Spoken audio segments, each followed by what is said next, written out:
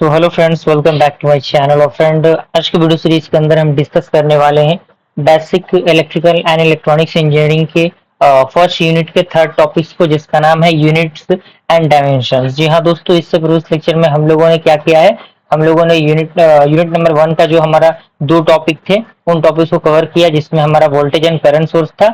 उसके बाद हमने डिस्कस किया कि डिपेंडेंट और इंडिपेंडेंट सोर्स क्या होते हैं। अगर आपने उन वीडियोस को नहीं देखा तो देख लीजिएगा, प्लेलिस्ट का लिंक आपको नीचे डिस्क्रिप्शन बॉक्स में मिल जाएगा।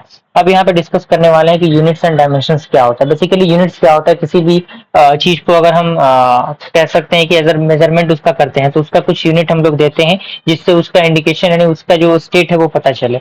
ओके, उसी के बारे में आज हम डिस्कस करेंगे। और डायमेंशन, जिसे हम लोग हिंदी में विमा कहते हैं। और यहाँ पे कह रहा है कि there are various types of unit, यानी अलग अलग टाइप के यूनिट्स होते हैं, जिसमें सबसे पहला आपका है सीजीएस सिस्टम, दूसरा आपका है FPS system, MPS system, and fourth आपका है SI system. SI system one of the most important topic है और इसी को हम लोग डिस्कस करेंगे। पहला आपका है CGS system. CGS system basically क्या होता है, इस सिस्टम में कह रहा है कि in this system the unit of length is centimetre, the unit of mass is gram, G stand for gram, and unit of time is second. यानी मात्रकों की वैसी पद्धति जिसमें लंबाई का मात्रक सेंटीमीटर और द्रव्यमान का मात्रक ग्राम, और साथ ही साथ जो आपका समय है, समय का मात्रक सेकेंड हो, तो उसे हम क्या कहते हैं, सीजीएस सिस्टम कहते हैं। इसी तरीके से वैसा यूनिट सिस्टम जिसमें लंबाई का मात्रक क्या हो, फुट हो, द्रव्यमान का मात्रक पाउंड हो और समय का मात्रक सेकेंड हो, उसे हम लोग क्या कहेंगे, एफपीएस पद्धति कहेंगे। और इसी तरीके से एमकेएस पद्धति क्या होगा, जिसमें लंबाई का मात्रक आपका मीटर और द्रव्यमान का मात्रक केजी और समय का मात्रक सेकेंड हो, तो उसे हम क्या कहते हैं, एमकेएस पद्धति कहते हैं, यानी एमकेएस सिस्टम कहते हैं। अब बारी आता है SI system. SI unit basically क्या होता है, तो यहाँ पे देखिए कह रहा है कि the SI system is a comprehensive logical and coherent system designed for use in all branches of science engineering and technology।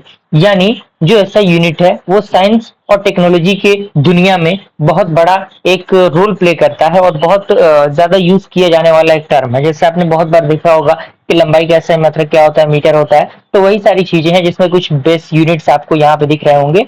ये सीरियल वाइज सारी चीजें लिखी गई है। ये आपका फिजिकल क्वांटिटी है, ये आपका एसआई यूनिट है, ये इसका सिंबल है, ये आपका डायमेंशनल नोटेशन है। जैसे अब लेंथ की बात करें तो लेंथ का एसआई मात्रक क्या होता है, मीटर होता है, और इसका सिंबल क्या होता है, स्मॉल एम होता है। और इसका जो नोटेशन होता है, डायमेंशन, वो क्या होता है, कैपिटल एल होता है, और इसको हम क्या करते हैं, ब्रैकेट के अंदर रिप्रेजेंटेट करते हैं।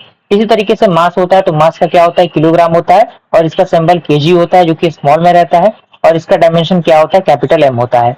इसी तरीके से टाइम का क्या होता है, सेकंड, उसको हम लोग स्मॉल एस से डिनोट करते हैं, और इसको कैपिटल टी से इसके डायमेंशन को हम रिप्रेजेंटेट करते हैं।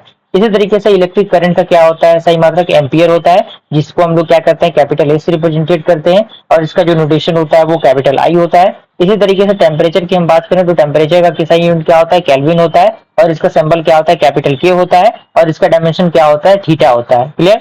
इसी तरीके से हम लोग लुमिनस इंटेंसिटी की बात करें तो उसका होता है कैंडेला, और इसको हम लोग सी डी यानी कैपिटल सी और स्मॉल डी से रिप्रेजेंटेट करते हैं, और इसका जो डायमेंशन होता है वो फाई होता है। इसी तरीके से अमाउंट ऑफ सब्सटेंस की हम बात करें तो सब्सटेंस के अमाउंट का जो कह सकते हैं ऐसा यूनिट होता है वो क्या होता है, मोल होता है, और इसका सिंबल क्या होता है, स्मॉल एम ओ एल होता है, और साथ ही साथ इसका डायमेंशन भी सेम होता है। यानी इन दोनों का डायमेंशन और जो एसआई यूनिट है दोनों सेम होता है, और यानी उसका जो रिप्रेजेंटेशन है दोनों सेम ही होता है। तो बेस यूनिट्स आपको समझ में आ गए होंगे। सारी चीजों को आप लिखते चलिएगा ताकि नोट्स आपका प्रिपेयर होता चले।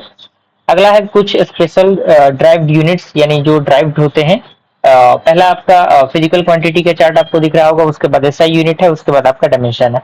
तो फिजिकल क्वांटिटी में आपका फ्रीक्वेंसी है, फ्रीक्वेंसी का ऐसा यूनिट हर्ट्ज होता है, जिसको हम लोग एच जेड से रिप्रेजेंटेट करते हैं।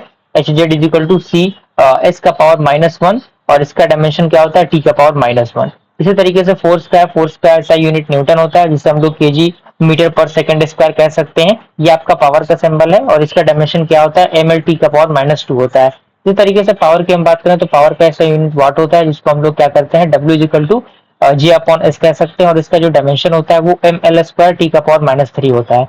इसी तरीके से इलेक्ट्रिक चार्ज है, जिसका सही मात्रक कूलम होता है, और इसको हम क्या कर सकते हैं, डायमेंशन में आई और टी के रूप में रिप्रेजेंटेट करते हैं।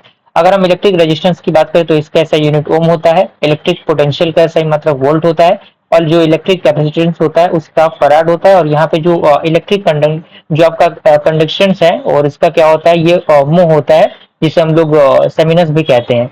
और जो आपका इंडक्टेंस है उसका ऐसा यूनिट हेनरी होता है, प्रेशर का ऐसा यूनिट पास्कल होता है जिससे हम लोग पीए से रिप्रेजेंटेट करते हैं, और जो आपका कस्टमरी टेम्परेचर होता है वो डिग्री सेल्सियस में होता है, और मैग्नेटिक फ्लक्स वेबर जिसे हम लोग डब्ल्यू से रिप्रेजेंटेट करते हैं, और मैग्नेटिक फ्लक्स डेंसिटी क्या होता है, टेस्ला होता है जिससे कैपिटल टी से, और जो आपका वर्क एनर्जी पावर ये होते हैं उनको हम लोग क्या करते हैं, ऐसा यूनिट जूल होता है जिसको हम लोग क्या लिख सकते हैं, जे इजिकल टू एनएम लिख सकते हैं। और ये सारे जो आपके स्पेसिफिक क्वांटिटीज हैं उन क्वांटिटी के अकॉर्डिंग ये आपका डायमेंशन दिया हुआ, आप इस डायमेंशन को भी लिख लीजिएगा ताकि आपका जो नोट्स है वो तैयार होता रहेगा।